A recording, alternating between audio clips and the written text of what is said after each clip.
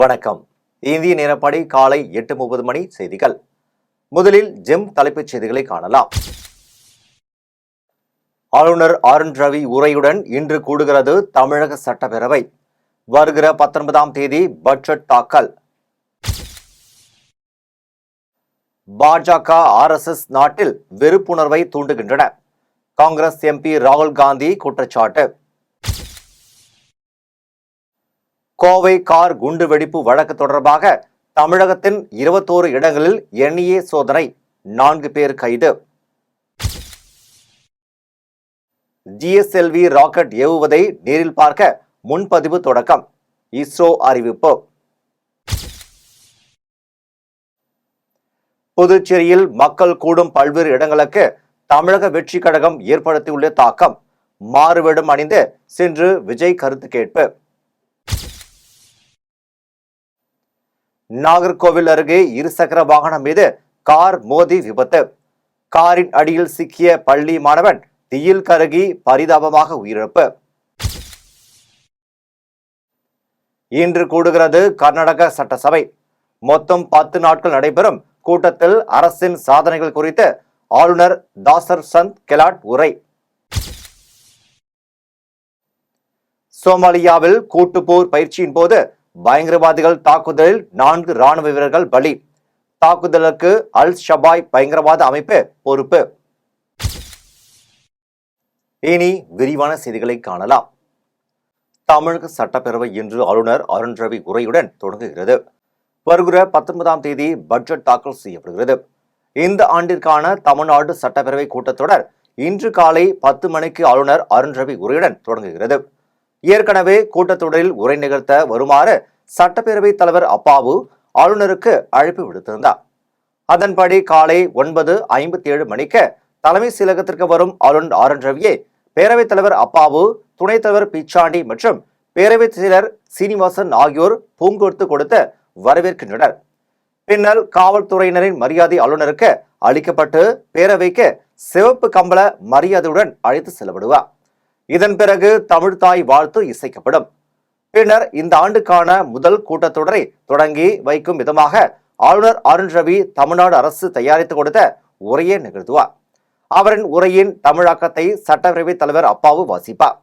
இறுதியாக தேசிய கீதம் பாடப்பட்டு ஆளுநருக்கு அளிக்கப்படும் மரபுப்படி அவரை வழி அனுப்பி வைத்து நன்றி தெரிவிக்கப்படும். அதனைத் தொடர்ந்து பேரவைத் தலைவர் தலைமையில் அலுவல் ஆய்வு குழு கூடி சபையை எத்தனை நாட்களுக்கு நடத்தலாம் என தீர்மானிக்கப்படும். அதன்பின் ஆளுநர் உரை மீதான நன்றி தெரிவிக்கும் தீர்மானம் மொழி முன்மொழிக்கப்பட்டு விவாதம் நடத்தப்பட உள்ளது. தற்போது நிலவும் அரசியல் சூழ்நிலையை கருத்தில் கொண்டு காரசாரமான விவாதங்களும் கருத்து மோதல்களும் இக்கூட்டத்தில் இருக்கும் என எதிர்பார்க்கப்படுகிறது. பாஜக, RSS நாட்டில் வெறுப்புணர்வை தூண்டுகின்றன என்று காங்கிரஸ் MP ராகுல் காந்தி குற்றம் சாட்டியுள்ளார். சத்தீஸ்கர் மாநிலத்தில் பாரத் ஜோடோ யாத்திரையை ராகுல் காந்தி மேற்கொண்டுள்ளார். 2 நாட்கள் இடைவெளிக்கு பிறகு யாத்திரையில் கலந்து கொண்ட ராகுல் காந்தி ராய்கரில் உரையாற்றினார். அப்போது பேசியவர், தற்போது நாட்டின் ஒவ்வொரு மூலையிலும் வெறுப்பு மற்றும் வன்முறை பரப்பப்படுகிறது என்றும், சிலர் மற்றவர்களின் மொழி காரணமாக அவர்களை பிடிக்கவில்லை என்றும், சிலர் அவர்களை குறிப்பிட்ட மாநிலத்தை சேர்ந்தவர் என்பதால் பிடிக்கவில்லை என்றும் கூறுகின்றனர் என்றார். மேலும் நம் நாட்டின் DNA-வில் அன்பு நிறைந்துள்ள நிலையில் பாஜக மற்றும் RSS வெறுப்புணர்வை தூண்டுகின்றன என்றும், நம் நாட்டில் மக்களுக்கு பல்வேறு நம்பிக்கைகள் உள்ளன, எனினும் அவர்கள் அன்புடனும் அமைதியுடனும் ஒற்றுமையாகவும் வாழ்கின்றனர் என்று தெரிவித்தார். கோவை கார் குண்டுவெடிப்பு வழக்கு தொடர்பாக தமிழகத்தின் 21 இடங்களில் நடைபெற்ற NIA சோதனையின் போது 4 பேர் கைது செய்யப்பட்டனர். கடந்த 2022ஆம் ஆண்டு அக்டோபர் மாத வழக்கில் கோவை மாவட்டத்தில் உக்கடம் கோட்டை ஈஸ்வரன் கோவில் முன்பு கார் குண்டுவெடிப்பு நிகழ்ந்தது. இந்த சம்பவத்தில் அதே பகுதியை சேர்ந்த ஜமீஷா முபீன் உயிரிழந்தார். இந்த சம்பவம் தமிழகம் முழுக்க அதிர்வலைகளை ஏற்படுத்தியது. குண்டுவெடிப்பு தொடர்பான விசாரணையை அடுத்த 6 பேரை போலீசார் கைது செய்தனர். பிறகு இந்த வழக்கு NIA-வுக்கு மாற்றப்பட்டது. அந்த வகையில் இந்த வழக்கு தொடர்பாக இதுவரை 12 பேர் கைது செய்யப்பட்டனர். இதன் தொடர்ச்சியாகவே இன்று தமிழகம் முழுக்க NIA சோதனை மற்றும் நடவடிக்கைகள் எடுக்கப்பட்டன. இதில் தமிழகத்தின் 21 இடங்களில் நடைபெற்ற NIA சோதனையின் போது 4 பேர் கைது செய்யப்பட்டனர். இத்துடன் 6 மடிக்கணினிகள் மற்றும் 25 செல்போன்கள் உள்ளிட்டவை பறிமுதல் செய்யப்பட்டன.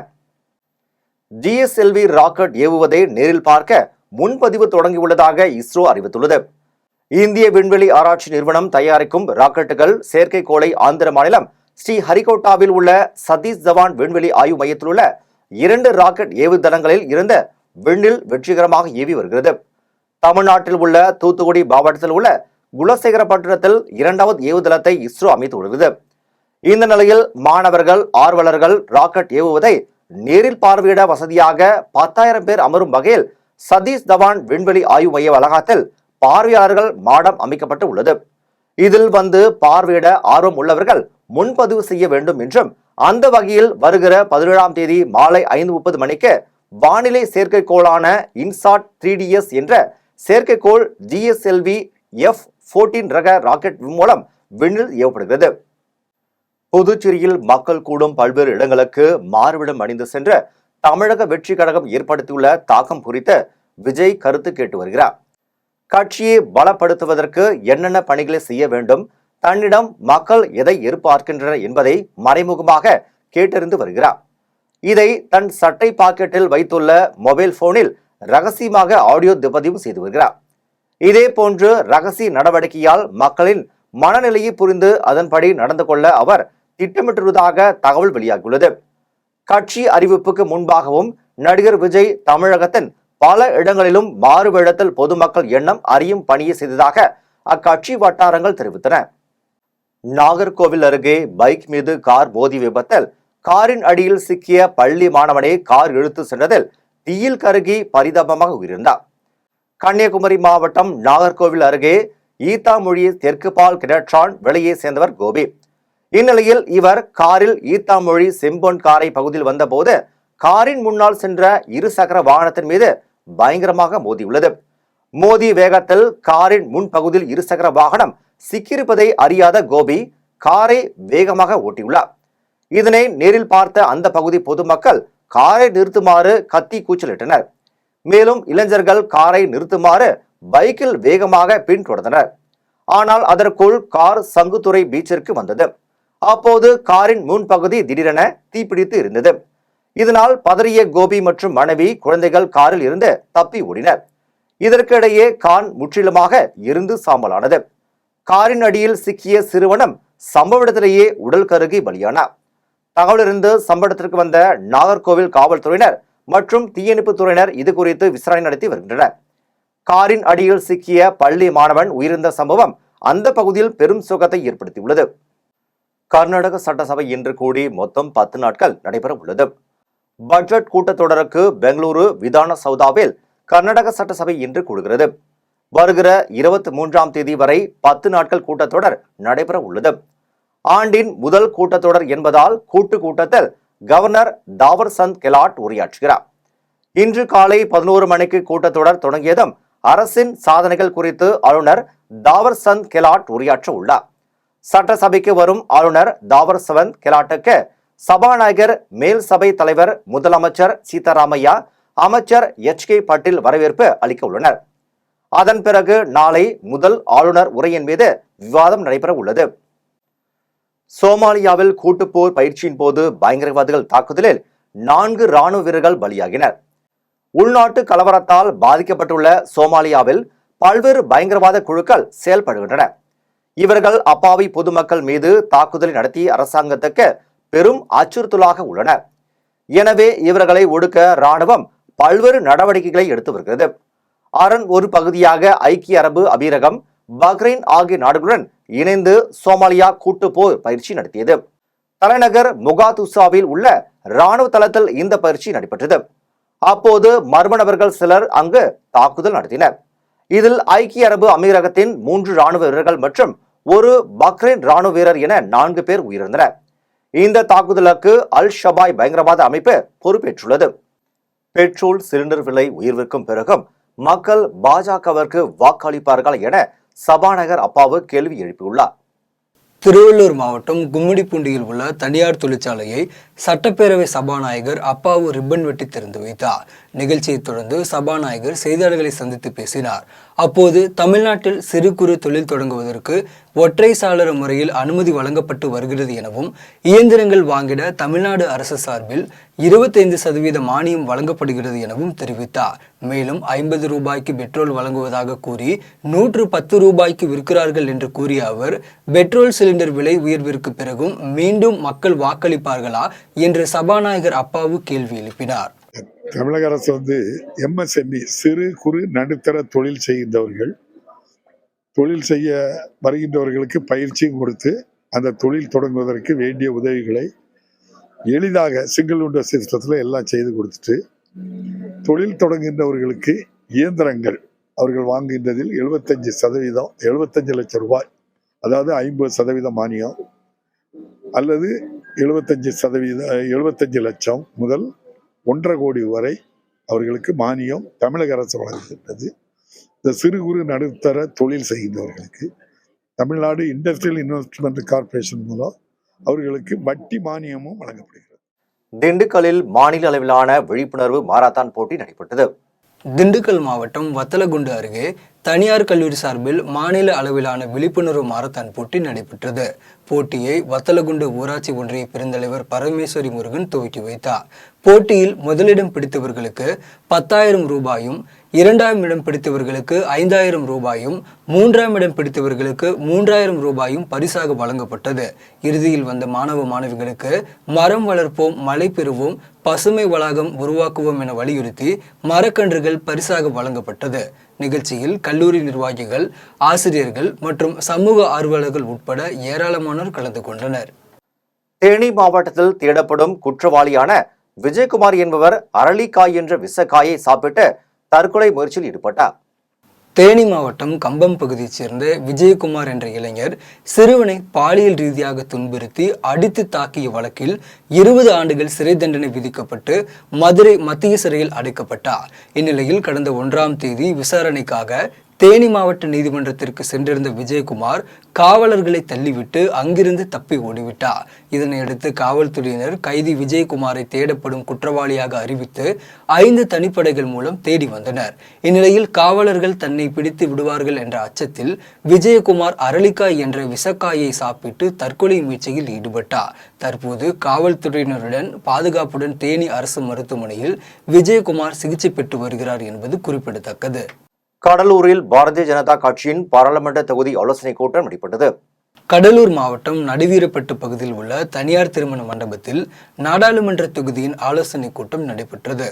இதில் பாரதிய ஜனதா கட்சியின் OBC அணி மாநில தலைவரும் கடலூர் நாடாளுமன்ற தொகுதி ஒருங்கிணைப்பாளரும் ஆகிய சாய் சுரேஷ் தலைமை தாங்கினார். கூட்டத்தில் 3வது முறையாக பாரத பிரதமராக நரேந்திர மோடி ஆட்சிக்கு வர வேண்டும் என்றால் எதிர்வரும் பாராளுமன்ற தேர்தலில் 40 தொகுதிகளிலும் பாரதிய ஜனதா கட்சி கூட்டணி வெற்றி பெற வேண்டும் என்று தீர்மானிக்கப்பட்டது.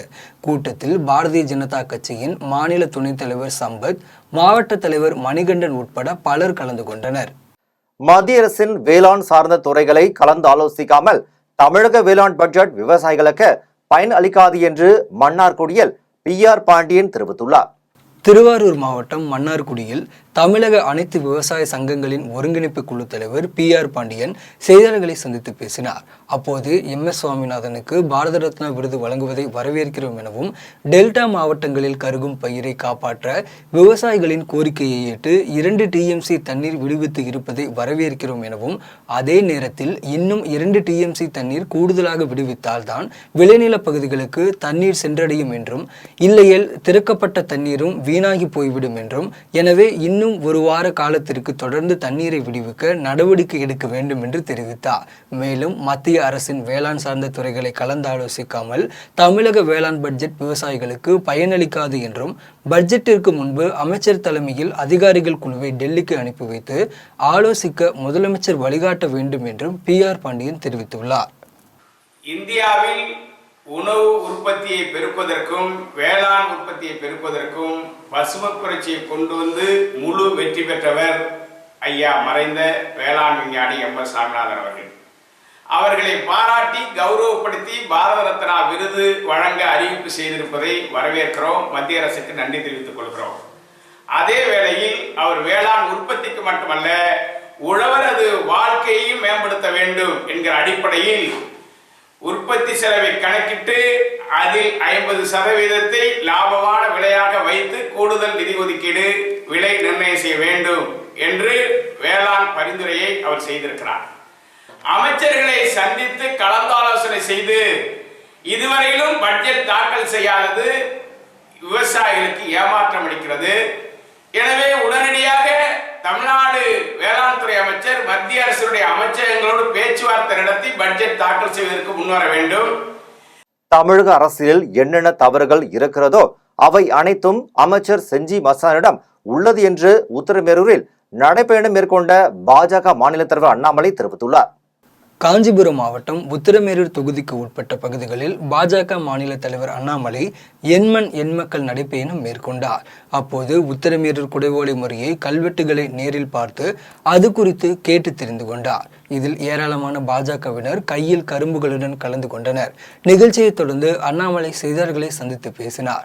அப்போது உத்திரமேரூர் குடைவோலை முறை கல்வெட்டுகள் நேரில் பார்த்தேன் எனவும் சென்னையில் இருந்து 2 மணி நேரத்தில் உத்திரமேரூரை அடைந்து விடலாம் எனவும் யாராவது சுற்றுலா செல்ல வேண்டும் என்று விரும்பினால் உத்திரமேரூருக்கு வாருங்கள் என்றும் இந்த யாத்திரை முடிந்த பிறகு ஒரு நாள் குழந்தைகளையும் குடும்ப உறுப்பினர்களையும் அழைத்து வருவேன் எனவும் தெரிவித்தார். மேலும் செஞ்சி மஸ்தான் காஞ்சிபுரத்தில் செய்தியாளர்களை சந்தித்த போது பாஜக பேனரில் இருப்பவர்கள் அனைவரும் குற்றவாளிகள் என விமர்சனம் செய்தது குறித்து செய்தியாளர் கேட்டதற்கு பதிலளித்த அவர், தமிழக அரசியலில் என்னென்ன தவறுகள் இருக்கிறதோ அவை அனைத்தும் அமைச்சர் செஞ்சி மஸ்தானிடம் உள்ளது என்றும் அவரது குடும்பத்தில் இருப்பவர்கள் அனைவரும் பதவியில் இருக்கிறார்கள் என்றும் பாஜக மாநில தலைவர் அண்ணாமலை தெரிவித்தார். தமிழ்நாடு அரசியல்ல என்னெல்லாம் தவறா இருக்கோ அது மஸ்தான் அண்ணன் கிட்ட இன்னைக்கு தவறா இருக்கு. குடும்பாட்சி மொத்த குடும்பமும் இன்னைக்கு உள்ளாட்சி பிரதிநிதிகளா இருக்காங்க. அதனால மஸ்தான் அண்ணன் அடுத்த முறை உத்தரமேரூர் வந்து என்னை பத்தி பேசுறதுக்கு முன்னாடி மஸ்தான் அண்ணன் கூட்டம் இந்த கல்வெட்டை பார்க்க சொல்லுது. இதுல இருக்கக்கூடிய ஒரு வார்த்தைக்கும் பொருத்தமில்லாத ஒரு அமைச்சர் தான் அண்ணன் மஸ்தான் அவர்கள். அதனால அவர் பாரதிய ஜனதா கட்சி பேனரை பார்த்து அப்படின்னா பேனர் உட்கார்ந்து பார்த்திருக்காரு. காரை நிறுத்திட்டு பாரதிய ஜனதா கட்சி பேனர்ல யாரெல்லாம் இருக்காங்கன்னு உட்கார்ந்து பார்த்திருக்காரு. அதனால மஸ்தான் அண்ணன் அவர்கள் இவ்வளவு தூரம் வந்ததுக்கு இந்த கல்வெட்டை படிச்சுட்டு போய் நல்ல அமைச்சராக இருந்தா எனக்கு அளவு சந்தோஷம். சேலத்தில் நாடாளுமன்ற உறுப்பினர் கனிமொழி தலைமையில் திமுக நாடாளுமன்ற தேர்தல் அறிக்கை குழுவினர் கோரிக்கை மனுக்களை பெற்றனர்.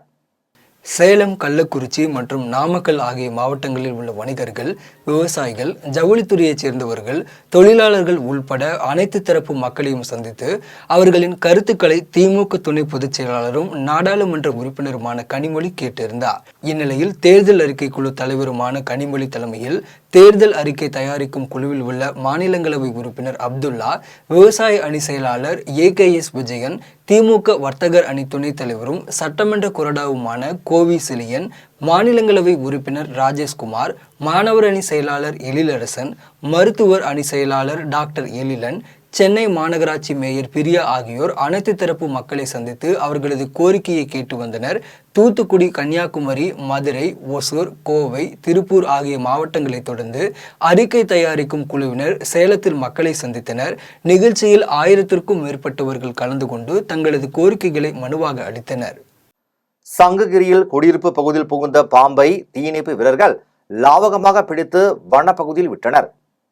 சேலம் மாவட்டம் சங்ககிரி ஹவுசிங் போர்டு குடியிருப்பு பகுதியில் பல குடும்பத்தினர் வசித்து வருகின்றனர். அந்த பகுதியில் பாம்பு ஒன்று நுழைந்தது. இதனை பார்த்த அப்பகுதி குடியிருப்பு வாசிகள் உடனடியாக தீயணைப்புத் துறையினருக்கு தகவல் கொடுத்தனர். இதனையடுத்து சம்பவ இடத்திற்கு விரைந்து வந்த சங்ககிரி தீயணைப்புத் துறையினர் பாம்பை லாவகமாக பிடித்து சென்று வனப்பகுதியில் விட்டனர். ஈரோட்டில் வணக்கம் மூவர்ண கொடி அமைப்பின் தலைமை அலுவலகத்தை மாநில தலைவர் மனிதநேயர் டாக்டர் பொன்சேகர் திறந்து வைத்தார். ஈரோடு மாவட்டம் சித்தோடு அருகே உள்ள மாமரத்துப்பாளையத்தில் வணக்கம் மூவர்ண கொடி அமைப்பின் சார்பில் தலைமை அலுவலகத்தின் திறப்பு விழா மாவட்ட தலைவர் தங்கவேல் தலைமையில் நடைபெற்றது. விழாவில் சிறப்பு அழைப்பாளராக மாநில தலைவர் மனிதநேயர் டாக்டர் பொன்சேகர் கலந்து கொண்டு அலுவலகத்தை திறந்து வைத்து சிறப்புரையாற்றினார். இதையடுத்து வணக்கம் மூவர்ண கொடி அமைப்பின் நிர்வாகிகளுக்கு அடையாள அட்டை வழங்கி கௌரவித்தார். இதில் மாநில முதன்மை பொதுச் செயலாளர் பாலாஜி, மாநில மகளிர் அணி பரிமளா, மாவட்ட பொதுச் செயலாளர் அருள், மாவட்ட வழக்கறிஞர் அணி தலைவர் செந்தில்குமார் உள்ளிட்ட ஏராளமானோர் கலந்து கொண்டனர். சங்கராபுரம் சட்டமன்ற தொகுதியில் அதிமுக ஒன்றிய செயலாளர்களாக புதிதாக 3 பேர் அறிவித்ததை அடுத்து தலைவர்களின் சிலைகளுக்கு மூவரும் மாலை அணிவித்து மரியாதை செலுத்தினர். கள்ளக்குறிச்சி மாவட்டம் சங்கராபுரம் சட்டமன்ற தொகுதியில் சங்கராபுரம் கிழக்கு ஒன்றிய கழக செயலாளராக கிருஷ்ணமூர்த்தி, சங்கராபுரம் மேற்கு ஒன்றிய கழக செயலாளராக ராஜேந்திரன், சங்கராபுரம் வடக்கு ஒன்றிய செயலாளராக அரசு இளவேந்தன் ஆகிய மூவரும் புதிதாக ஒன்றிய கழக செயலாளராக நியமிக்கப்படுகிறார்கள் என அதிமுக பொதுச் செயலாளர் எடப்பாடி பழனிசாமி அறிவித்திருந்தார். இதை கொண்டாடும் விதமாக சங்கராபுரம் பேருந்து நிலையத்தில் உள்ள அண்ணா, எம்ஜிஆர், அம்பேத்கர் மற்றும் பெரியார் சிலைக்கு மூவரும் மாலை அணிவித்து மரியாதை செலுத்தினர். அதன் பின்னர் பொதுமக்களுக்கு இனிப்புகள் வழங்கி கொண்டாடினர். இதில் கழக நிர்வாகிகள் மற்றும் பொதுமக்கள் என ஏராளமானோர் கலந்து கொண்டனர். நாகை மாவட்டம் அவுரித்திடலில் மாவட்ட காவல்துறை சார்பில் போதைப் பொருளுக்கு எதிரான விழிப்புணர்வு பேரணி நடைபெற்றது. நாகை மாவட்டத்தில் உள்ள அவுரித்திடலில் நாகை மாவட்ட காவல்துறை சார்பில் போதைப் பொருளுக்கு எதிரான விழிப்புணர்வு பேரணியை மாவட்ட காவல் கண்காணிப்பாளர் ஹர்சிங் கொடியசைத்து துவங்கி வைத்தார். இதில் விழிப்புணர்வு வாசகங்கள் பதித்த 200க்கும் மேற்பட்ட டி-ஷர்ட்களை பொதுமக்கள், பத்திரிகையாளர்கள் மற்றும் காவல்துறையினருக்கு மாவட்ட காவல்துறை கண்காணிப்பாளர் வழங்கினார். இப்பேரணியானது நாகை அவுரித்திடலில் துவங்கி நகராட்சி அலுவலகத்தில் நிறைவு பெற்றது. இதில் காவல்துறையினர், ஊர்காவல் படையினர் மற்றும் பொதுமக்கள் பலர் கலந்து கொண்டனர். பல்வேறு கோரிக்கைகளை வலியுறுத்தி ராமநாதபுரத்தில் தௌஹீத் ஜமாத் அமைப்பினர் கண்டன ஆர்ப்பாட்டத்தில் ஈடுபட்டனர். ராமநாதபுரத்தில் அரசு போக்குவரத்து பணிமனை அருகே தௌஹீத் ஜமாத் சார்பில் பல்வேறு கோரிக்கைகளை வலியுறுத்தி கண்டன ஆர்ப்பாட்டம் நடைபெற்றது. ஆர்ப்பாட்டத்திற்கு மாவட்ட தலைவர் இப்ராஹிம் சாபிர் தலைமை தாங்கினார். மாநில பொருளாளர் காஞ்சி இப்ராஹிம் ஆர்ப்பாட்டம் குறித்தும் ஆளும் மத்திய அரசின் பிரச்சனைகளை இந்நேரத்தில் கையில் எடுப்பதன் பின்னணி குறித்தும் பேசினார். ஆர்ப்பாட்டத்தில் கியான்வாயி பள்ளிவாசலின் கீழ்த்தளத்தில் பூஜை செய்து கொள்ள சங் பரிவார சக்திகளுக்கு வாரணாசி நீதிமன்றம் அனுமதி அளித்து தீர்ப்பு வழங்கியுள்ளதற்கு கண்டனம் தெரிவிக்கப்பட்டது. இது தொடர்பாக மாநில பொருளாளர் காஞ்சி இப்ராஹிம் தெரிவிக்கையில், புதுச்சேரியில் ராகுல் காந்தியை பாஜக சட்டமன்ற உறுப்பினர்கள் அவமதித்ததாக கூறி இளைஞர் காங்கிரஸ் கட்சி சார்பில் கண்டன ஆர்ப்பாட்டம் நடைபெற்றது. பிரதமர் நரேந்திர மோடி ஓபிசி பிரிவில் பிறந்தவர் அல்ல எனவும் பொது பிரிவில் பிறந்தவர் எனவும் பிரதமர் மோடி குறித்து ராகுல் காந்தி தவறான பிரச்சாரம் செய்வதாக கூறி பாஜக சட்டமன்ற உறுப்பினர்கள் ரிச்சர்ட் மற்றும் அசோக் பாபு முன்னிலையில் கண்டன ஆர்ப்பாட்டம் நடைபெற்றது. ஆர்ப்பாட்டத்தில் ராகுல் காந்தியின் உருவப்படத்தை செருப்பால் அடித்தும் உருவ பொம்மையை எரிக்கவும் முயன்றனர். ஆர்ப்பாட்டத்தில் மாநில காங்கிரஸ் கட்சி தலைவர் வைத்தியலிங்கம், முன்னாள் முதலமைச்சர் நாராயணசாமி உட்பட பலர் கலந்து கொண்டு கண்டன கோஷங்களை எழுப்பினர். சேலத்தில் அனைத்து வழிபாட்டு தலங்களையும் பாதுகாக்க வலியுறுத்தி தமிழ்நாடு தௌஹீத் ஜமாத் சார்பில் கண்டன ஆர்ப்பாட்டம் நடைபெற்றது. சேலம் மாவட்டம் கோட்டை பகுதியில் வழிபாட்டு தலங்களை பாதுகாக்க வலியுறுத்தியும் கியான்வாயி பள்ளிவாசலின் கீழ்த்தளத்தில் பூஜை செய்து கொள்ள வாரணாசி நீதிமன்றம் அனுமதி அளித்ததற்கு எதிர்ப்பு தெரிவித்தும் கண்டன ஆர்ப்பாட்டம் நடைபெற்றது. தமிழ்நாடு தௌஹீத் ஜமாத் சார்பில் நடைபெற்ற இந்த ஆர்ப்பாட்டத்தில் மாவட்ட செயலாளர் காஜா தலைமை தாங்கினார். இதில் 200க்கும் மேற்பட்டோர் பங்கேற்று பாஜகவிற்கு எதிராக கண்டன கோஷங்களை எழுப்பினர். கடலூரில் அரசு பேருந்தில் கஞ்சா கடத்தி வந்த 2 வாலிபர்களை காவல்துறையினர் கைது செய்தனர். கடலூர் மாவட்டத்தில் காவல்துறை கண்காணிப்பாளர் ராஜாராம் உத்தரவின் பேரில் தடை செய்யப்பட்ட போதைப் பொருட்களை தடுக்கும் விதமாக தீவிர கண்காணிப்பு பணிகள் நடைபெற்று வந்தது. இந்நிலையில் வெளியூர்களிலிருந்து கஞ்சாவை பேருந்துகள் மூலமாக கடத்துவதாக தனிப்படை காவல்துறையினருக்கு ரகசிய தகவல் கிடைத்தது. அதன் அடிப்படையில் தனிப்படை காவல்துறையினர் கடலூர் சோதனை சாவடி அருகிலுள்ள அரசு பேருந்தில் தீவிர சோதனை நடத்தினர். அப்போது சென்னையிலிருந்து வந்த அரசு பேருந்தில் 2 வாலிபர்கள் கஞ்சா கடத்தி வந்தது தெரிய வந்தது. இதனையடுத்து அவர்களிடம் நடத்திய விசாரணையில் விருத்தாச்சலம் பகுதியைச் சேர்ந்த சூர்யா மற்றும் ராமர் என்பது தெரிய வந்தது. இதனையடுத்து அவர்களிடமிருந்த 1 கிலோ 200 கிராம் கஞ்சாவை காவல்துறையினர் கைப்பற்றினர். மேலும் இது குறித்து காவல்துறையினர் விசாரணை நடத்தி வருகின்றனர். குடியாத்தத்தில் நடிகர் விஜயின் தமிழக வெற்றி கழகம் சார்பில் கட்சி நிர்வாகிகள் பேரணியாக சென்று தலைவர்கள் சிலைக்கு மாலை அணிவித்து மரியாதை செலுத்தினர். குடியாத்தம் புதிய பேருந்து நிலையம் அருகில் நடிகர் விஜய் அதிகாரப்பூர்வமாக கட்சி பெயரை அறிவித்ததை அடுத்து மூத்த நிர்வாகி கலைச்செல்வம் தலைமையில் கட்சி நிர்வாகிகள் பேரணியாக சென்று பெரியார், அண்ணா, அம்பேத்கர் உள்ளிட்ட தலைவர்களின் சிலைகளுக்கு மாலை அணிவித்து மரியாதை செலுத்தினர். அப்போது வருங்கால முதல்வர் தளபதி விஜய் என கோஷமிட்டனர். குடியாத்தத்தில் நடைபெற்ற தனியார் பல் மருத்துவமனை திறப்பு விழாவில் சட்டமன்ற உறுப்பினர் அமல விஜயன் கலந்து கொண்டார். வேலூர் மாவட்டம் குடியாத்தம் அடுத்த அம்மாபுரம் பகுதியில் தனியார் பல் மருத்துவமனையின் திறப்பு விழா மாவட்ட மருத்துவ கிடங்கு அலுவலர் ரவி தலைமையில் நடைபெற்றது. நிகழ்ச்சியில் குடியாத்தம் சட்டமன்ற உறுப்பினர் அமலு விஜயன், நகர்மன்ற தலைவர் சவுந்தரராஜன் ஆகியோர் கலந்து கொண்டு புதிய மருத்துவமனையினை ரிப்பன் வெட்டி திறந்து வைத்தனர். இதில் தனியார் கல்விக் குழுமத்தின் தலைவர் ராஜேந்திரன், கம்பன் கழக தலைவர் வழக்கறிஞர் பூபதி, மாவட்ட ரோட்டரி ஆளுநர் பழனி, அரசு மருத்துவ அலுவலர் மாறன்பாபு ஆகியோர் கலந்து கொண்டு வாழ்த்துரை வழங்கினர். அதன் பின்னர் சிறப்பு விருந்தினர் அனைவருக்கும் பல் மருத்துவர் ரம்யா மற்றும் தலைமை ஆசிரியர் மலர்கொடி விஜயகுமார், தொழிலதிபர் சந்தோஷ்குமார் ஆகியோர் சால்வை அணிவித்து நினைவு பரிசுகளை வழங்கினர். இதனைத் தொடர்ந்து பல் மருத்துவ சிகிச்சை பிரிவு தொடங்கப்பட்டது. இதில் முக்கிய பிரமுகர்கள், மருத்துவர்கள் உட்பட பலர் கலந்து கொண்டனர். ஈரோட்டில் உள்ள சிக்கையா நாயக்கர் கல்லூரியில் நாணய கண்காட்சி நடைபெற்றது. ஈரோட்டில் உள்ள சிக்கைய நாயக்கர் கல்லூரி வளாகத்தில் சேலம் பாரா மஹால் நாணய சங்கம் மற்றும் சிக்கைய நாயக்கர் கல்லூரியும் இணைந்து நாணய கண்காட்சியை நடத்தியது. கண்காட்சிக்கு ஈரோடு சிக்கைய நாயக்கர் கல்லூரியின் முதல்வர் கமலக்கண்ணன் தலைமை தாங்கினார். இதில் சேலம் பாரா மஹால் நாணய சங்க இயக்குனர் சுல்தான், நாணய சேகரிப்பாளர் வெங்கடாசலம் ஆகியோர் நாணயங்களை காட்சிப்படுத்தினர். கண்காட்சியில் பணத்தாள்கள், அஞ்சல் தலைகள் என 2000க்கும் மேற்பட்ட நாணயங்கள் காட்சிக்கு வைக்கப்பட்டிருந்தது. கண்காட்சி கல்லூரி மாணவர்கள் பார்வையிட்டனர். அப்போது நாணய சங்கத்தின் இயக்குனர் சுல்தான் நாணயங்களின் மதிப்பு, அதனுடைய தன்மை, வரலாற்று பெருமைகளை மாணவர்களுக்கு எடுத்து கூறினார். இதில் ஈரோடு சிக்கைய நாயக்கர் கல்லூரியின் தமிழ் துறை தலைவர் முனைவர் ஐயர் கன்னி, தாவரவியல் துறை பேராசிரியர் மோகன்ராஜ், வரலாற்றுத்துறை தலைவர் முனைவர் மது சுதர்சன், பேராசிரியர் அம்சா உட்பட பலர் கலந்து கொண்டனர். மீண்டும் ஜெம் தலைப்புச் செய்திகள்.